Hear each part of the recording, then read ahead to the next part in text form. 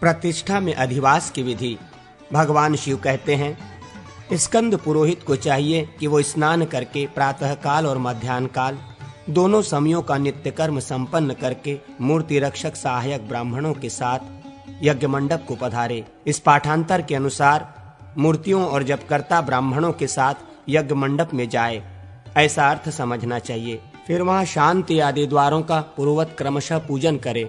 इन द्वारों की दोनों शाखाओं पर प्रदक्षिणा क्रम से द्वारपालों की पूजा करनी चाहिए। पूर्व दिशा में द्वारपाल नंदी और महाकाल की, दक्षिण दिशा में भृंगी और विनायक की, पश्चिम दिशा में वृषभ और स्कंद की तथा उत्तर दिशा में देवी और चंडक की पूजा करें। द्वार शाखाओं के मूल देश में पूर्वादि क्रम से दो दो कलशों की पूजा करें। इनके नाम इस प्रकार हैं: पूर्व दिशा में प्रशांत और शिशिर, दक्षिण दिशा में पर्जन्य और अशोक, पश्चिम में भूत संजीवन और अमृत तथा उत्तर में धनद और श्रीपद। इन दो दो कलशों की क्रमशः पूजा का विधान है। इनके नाम के आदि में प्रणव और अंत में नमः जोड़कर चतुर्थ्यंत रूप रखें। यही इनके पूजन का मंत्र है। ओम प्रशांत शिशिराभ्याम नमः इत्यादि। लोक दो, ग्रह वसु दो, द्वारपाल दो, नदियां दो, सूर्य तीन, युग एक, वेद एक, लक्ष्मी तथा गणेश इनके देवता यज्ञ मंडप के प्रत्येक द्वार पर रहते हैं। इनका कार्य है विघ्न समूह का निवारण और यज्ञ का संरक्षण। पूर्वादि 10 दिशाओं में वज्र, शक्ति, दंड, खड्ग, पाश, ध्वज, गदा, त्रिशूल, चक्र और कमल की क्रमशः पूजा करें तथा प्रत्येक दिशा में दिक्पाल की पताका का भी पूजन करें। पूजन के मंत्र का स्वरूप इस प्रकार है: ओम हुम हम वज्राय हुम फट, ओम हुम हम शक्तये हुम फट इत्यादि। कुमुदाक्ष, पुंडरीक, वामन, शंकुकर्ण, सर्वनेत्र अथवा पद्मनेत्र, सम्मुख और सुप्रतिष्ठित कि ये ध्वजों के 8 देवता हैं जो पूर्वादि दिशाओं में कोटि कोटि भूतों सहित पूजनीय हैं। इनके पूजन संबंधी मंत्र इस प्रकार हैं: ओम कुमकुमुदाय नमः इत्यादि। हेतुक अथवा हेरुक, त्रिपुरघ्न, शक्ति अथवा वहीन, यज्जहीन, काल, छटा, कराली, 7वां एकाग्रिंग और 8वां भीम ये क्षेत्रपाल हैं। इनका क्रमशः पूर्वादि 8 दिशाओं में पूर्ववत पूजन करें। बलि, पुष्प और धूप देकर इन सब को संतुष्ट करें। तदनंतर उत्तम एवं पवित्र तृणों पर अथवा बांस के खंभों पर क्रमशः पृथ्वी आदि 5 तत्वों की स्थापना करके ध्वजोताजाति 5 मंत्रों द्वारा उनका पूजन करें। सदाशिव पद्मव्यापी मंडप का, जो भगवान शंकर का धाम है तथा पताका एवं शक्ति से संयुक्त है। पाठांतर के अनुसार पाताल शक्ति या पिनाक शक्ति से संयुक्त है। तत्व दृष्टि से अवलोकन करें। पूर्ववत दिव्य अंतरिक्ष एवं भूलोकवर्ती विघ्नों का अपसारण एवं पश्चिम द्वार में प्रवेश करें और शेष दरवाजों को बंद करा दें अथवा शेष द्वारों का दर्शन मात्र कर लें।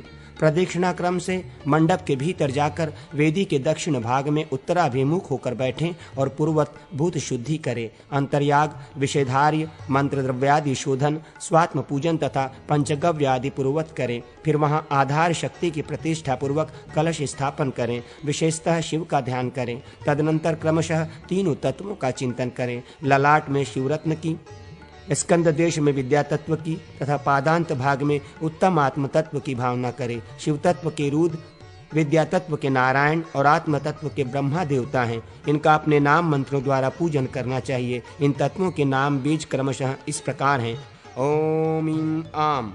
मूर्तियों और मूर्तीश्वरों की वहां पूर्ववत स्थापना करें। उनमें व्यापक शिव का सांग पूजन करके मस्तक पर शिवहस्त रखें। भावना द्वारा ब्रह्मरंध्र के मार्ग से प्रविष्ट हुए तेज से अपने बाहर भीतर की अंधकार राशि को नष्ट करके आत्मस्वरूप का इस प्रकार चिंतन करें कि वो संपूर्ण दिग्नमंडल को प्रकाशित कर रहा है।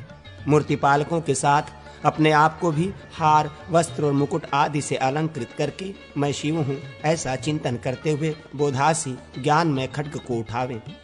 चतुष्पदांत संस्कारों द्वारा यज्ञ मंडप का संस्कार करें। बिखेरने योग्य वस्तुओं को सबोर से बिखेर कर कुष्ठी कूंची से उन सब को समेटें। उन्हें आसन के नीचे करके वारधानी के जल से पूर्वत वास्तु आदि का पूजन करें। शिव कुंभास्त्र और वारधानी के सुस्थिर आसनों की भी पूजा करें। अपनी अपनी दिशा में कलशों पर विराजमान इंद्रादि लोकपालों का क्रमशः उनके वाहनों और आयुध आदि के साथ यथाविधि पूजन करें। पूर्व दिशा में इंद्र का चिंतन करें। वे ऐरावत हाथी पर बैठे हैं। उनकी अंग कांति सुवर्ण के समान दमक रही है। मस्तक पर किरीट शोभा दे रहा है। वे सहस्त्र नेत्र धारण करते हैं। उनके हाथ में वज्र शोभा पाता है। अग्निकोण में 7 ज्वालामयी जिह्वाएं धारण किए अक्षमाला और कमंडू लिए लपटों से घिरे रक्त वर्ण वाले अग्निदेव का ध्यान करें। उनके हाथ में शक्ति शोभा पाती है तथा बकरा उनका वाहन है। दक्षिण में महिषारूढ़ दंडधारी यमराज का चिंतन करें जो कालाग्नि के समान प्रकाशित हो रहे हैं। नैऋत्य कोण में लाल नेत्र वाले नैऋत्य की भावना करें जो हाथ में तलवार लिए शव मुर्दे पर आरूढ़ है। पश्चिम में मकरारूढ़ श्वेतवत्न नागपाशधारी वरुण का चिंतन करें। वायव्य कोण में मृगारूढ़ नीलवर्ण वायुदेव का तथा उत्तर में भेड़ों पर सवार कुबेर का ध्यान करें। ईशान कोण में त्रिशूलधारी वृषभारूढ़ ईशान का, नैऋत्य कोण तथा पश्चिम के मध्य भाग में कच्छप पर सवार चक्रधारी भगवान अनंत का तथा ईशान और पूर्व के भीतर 4 मुख एवं 4 भुजा धारण करने वाले हंस वाहन ब्रह्मा का ध्यान करें। खंभों के मूल भाग में स्थित कलशों में तथा वेदी पर धर्म आदि का पूजा करें। कुछ लोग संपूर्ण दिशाओं में स्थित कलशों पर अनंत आदि की भी पूजा करते हैं। इसके बाद शिवाज्ञा सुनावें और कलशों को अपने पृष्ठभाग तक घुमावें। तत्पश्चात पहले कलश को और फिर वारधानी को पूर्ववत अपने स्थान पर रख दें। स्थिर आसन वाले शिव का कलश में तथा शस्त्र के लिए धुर्वासन का पूर्ववत पूजन करके उद्धव मुद्रा द्वारा स्पर्श करें।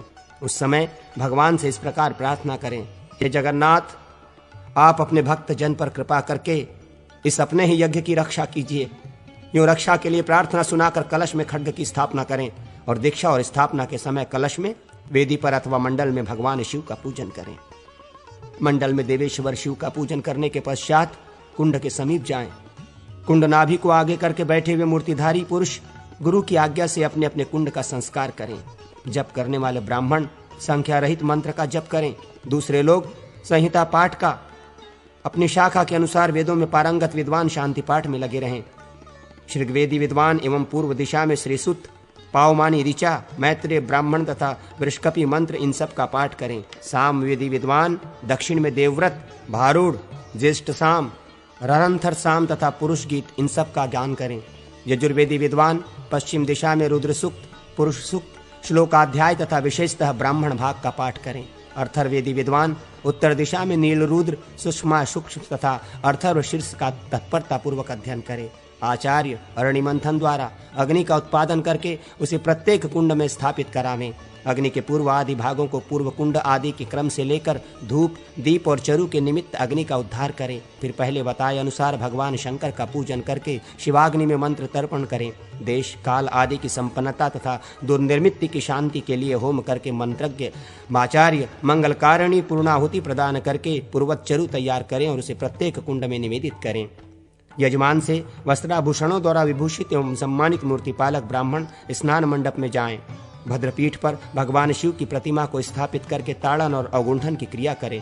पूर्व की वेदी पर पूजन करके मिट्टी, काशाय जल, गोबर और गोमूत्र से तथा बीच बीच में जल से भगवत प्रतिमा को स्नान करावें। तत्पश्चात भस्म तथा गंधयुक्त जल से नहलावें। इसके बाद आचार्य अस्त्राय फट इस मंत्र से अभिमंत्रित जल के द्वारा मूर्ति पालकों के साथ हाथ धोकर कवच मंत्र से अभिमंत्रित पीताम्बर द्वारा मूर्ति को आच्छादित करके श्वेत फूलों से उसकी पूजा करें। तदनंतर उसे उत्तर वेदी पर ले जाएं। वहां संयुक्त शैया पर सुलाकर कुमकुम में लगे हुए सूत से अंगों का विभाजन करके आचार्य सोने की शलाका द्वारा उस प्रतिमा में दोनों नेत्र अंकित करें। ये कार्य शस्त्र क्रिया द्वारा संपन्न होना चाहिए। पहले चिन्ह बनाने वाले गुरु नेत्र चिन्ह को अंजन से अंकित कर दें। इसके बाद वो शिल्पी जो मूर्ति निर्माण का कार्य पहले भी कर चुका हो उस नेत्र चिन्ह को शस्त्र द्वारा खोदे, अर्थात खुदाई करके नेत्र की आकृति को स्पष्ट रूप से अभिव्यक्त करें। अर्चा के 3 अंश से कम अथवा 1/4 भाग या आधे भाग में संपूर्ण कामनाओं की सिद्धि के लिए शुभ लक्षण चिन्ह की अवतरणा करनी चाहिए। शिवलिंग की लंबाई में मान में 3 भाग से लेकर 1 भाग को त्याग देने से जो मान हो वही लिंग के लक्ष्य देह का सब ओर से विस्तार होना चाहिए। 1 हाथ के प्रस्तर खंड में जो लक्ष्य रेखा बनेगी उसकी गहराई और चौड़ाई उतनी ही होगी जितनी जौ के 9 भाग में से 1 को छोड़ने और 8 को लेने से होती है। इसी प्रकार 1.5 हाथ या 2 हाथ आदि के लिंग से लेकर 9 हाथ तक के लिंग में क्रमशः आधा भाग की वृद्धि करके लक्ष्य रेखा बनानी चाहिए। इस तरह 9 हाथ वाले लिंग में 8 जौ के बराबर मोटी और गहरी लक्ष्य रेखा होनी चाहिए। जो शिवलिंग परस्पर अंतर रखते हुए उत्तरोत्तर सवाए बड़े हों वहां लक्ष्य देह का विस्तार 1-1 जौ बढ़ाकर करना चाहिए। गहराई और मोटाई की वृद्धि के अनुसार रेखा भी 1/3 बढ़ जाएगी। सभी शिवलिंगों में लिंग का ऊपरी भाग ही उनका सूक्ष्म मस्तक है। लक्ष्य अर्थात चिन्ह का जो क्षेत्र है उसका 8 भाग करके 2 भागों को मस्तक के अंतर्गत रखें। शेष 6 भागों में से नीचे के 2 भागों को छोड़कर मध्य के अवशिष्ट भागों में 3 रेखा खींचे और उन्हें पृष्ठदेह में ले जाकर जोड़ दें। रत्नमय लिंग में लक्षणों द्वार की आवश्यकता नहीं है। भूमि से स्वतः प्रकट हुए अथवा नर्मदादि नदियों से प्रादुर्भूत हुए शिवलिंग में भी लक्ष्मो द्वार अपेक्षित नहीं है। रत्नमय लिंगों के रत्न में जो निर्मल प्रभा होती है वही उनके स्वरूप का लक्षण परिचायक है। मुखभाग में जो नेत्रोन्मिलन किया जाता है वो आवश्यक है और उसी के सन्निधान के लिए वो लक्ष्म या चिन्ह बनाया जाता है।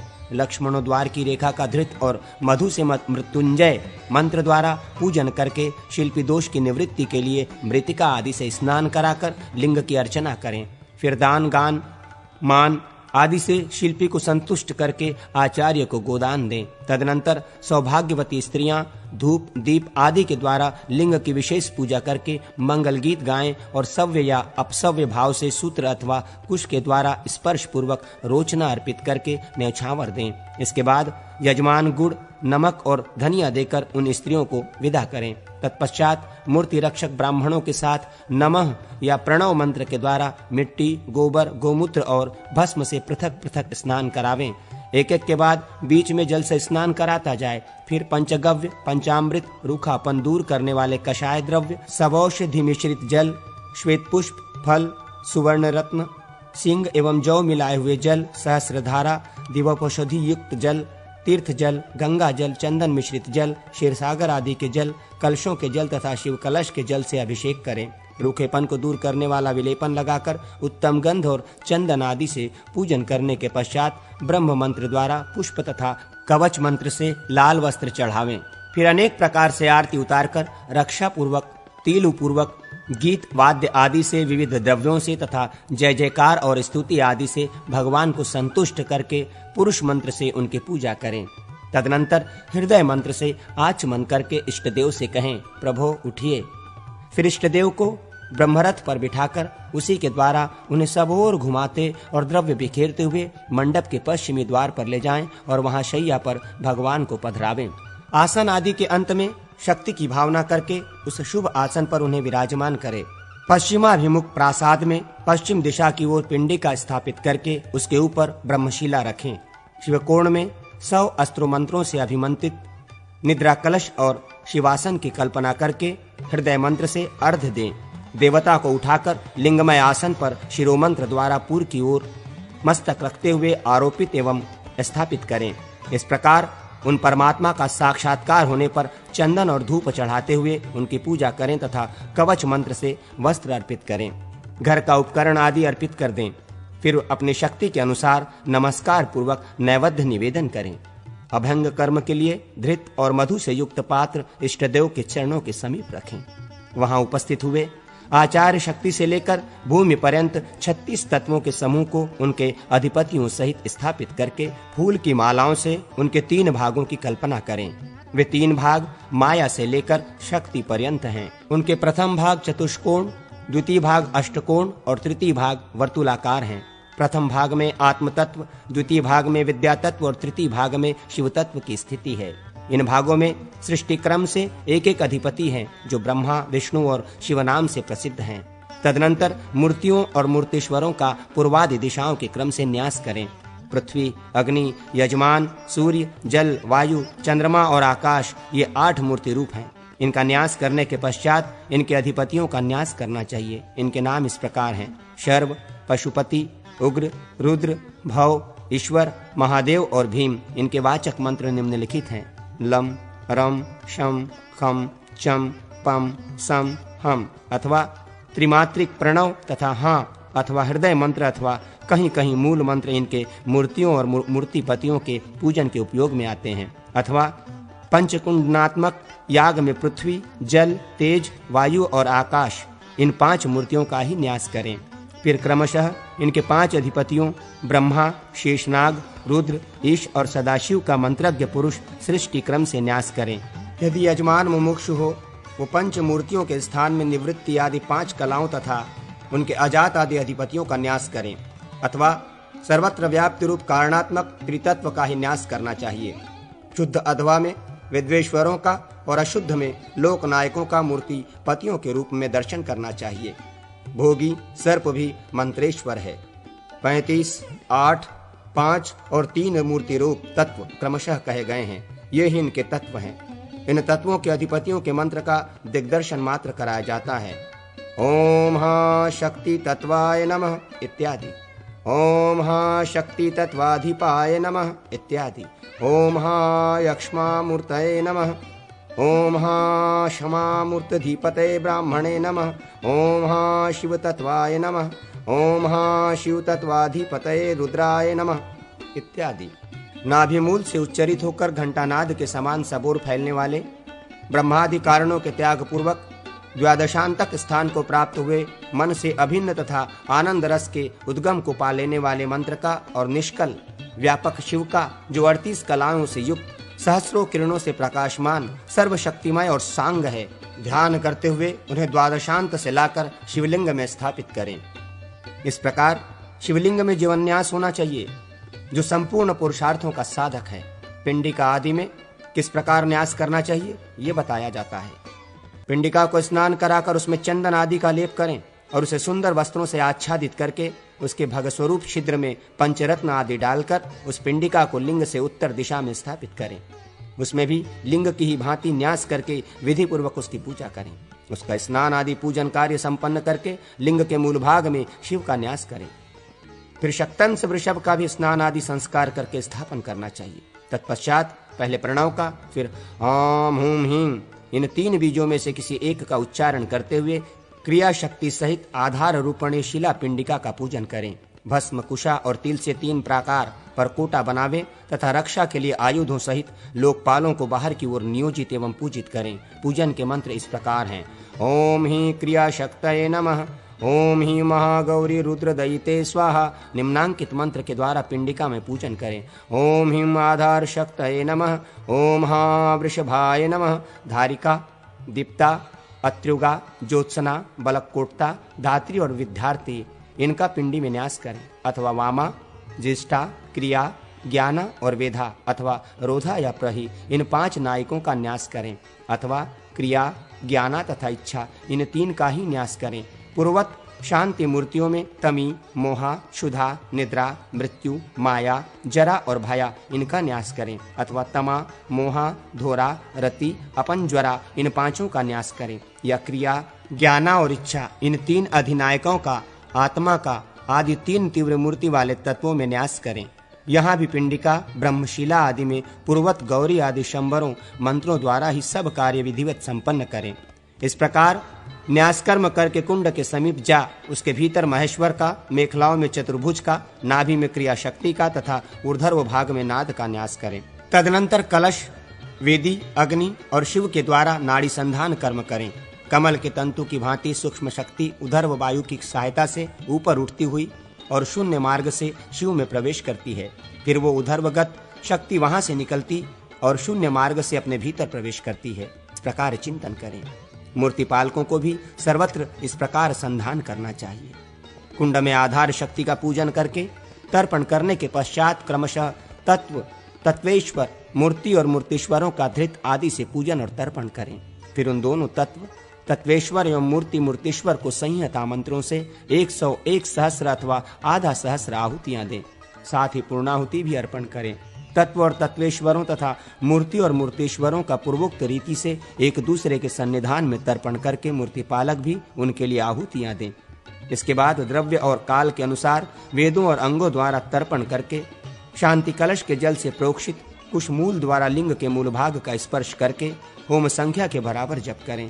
हृदय मंत्र से सन्निधापन और कवच मंत्र से अवगुंठन करें। इस प्रकार संशोधन करके लिंग के ऊर्ध्व भाग में ब्रह्मा और अंत मूल भाग में विष्णु का पूजन आदि करके शुद्धि के लिए पूर्वत सारा कार्य संपन्न कर होम संख्या के अनुसार जप आदि करें। कुश के मध्य भाग में लिंग के मध्य का और कुश के अग्रभाग से लिंग के अग्रभाग का स्पर्श करें। जिस मंत्र से जिस प्रकार संधान किया जाता है वो इस समय बताया जाता है। ओम हम हम, ओम ओम ऐम, ओम भूम भूम बाह्य मूर्तये नमः। ओम हाम वाम आम, ओम आम शाम, ओम भूम भूम वाविः मूर्तये नमः। इसी प्रकार यजमान आदि मूर्तियों के साथ भी अभिसंधान करना चाहिए। पंचमूर्त्यात्मक शिव के लिए भी हृदयादि मंत्रों द्वारा इसी तरह संधान कर्म करने का विधान है। त्रितत्वात्मक स्वरूप में मूल मंत्र अथवा अपने बीज मंत्रों द्वारा संधान कर्म करने की विधि है, ऐसा जानना चाहिए।